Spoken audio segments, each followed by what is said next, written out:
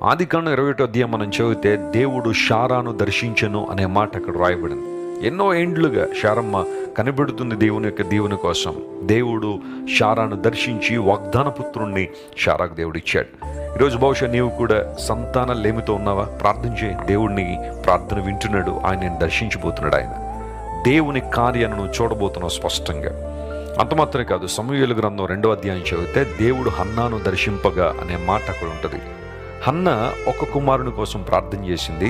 అయితే దేవుడు సమూయేలుని ఇచ్చిన తర్వాత హన్నాను మరలా దర్శించినప్పుడు హన్న మరికొంతమంది బిడ్డలకు జన్మనిచ్చినట్టుగా లేఖనాలు మనం చూస్తున్నాం. ఎఫెసీ 3:20 ఎప్పుడు మర్చిపోకండి. మన అడుగు వాటన్నిటికంటే, ఊహించు వాటన్నిటికంటే అత్యధికంగా చేయగల శక్తి గల దేవుడు మన దేవుడు.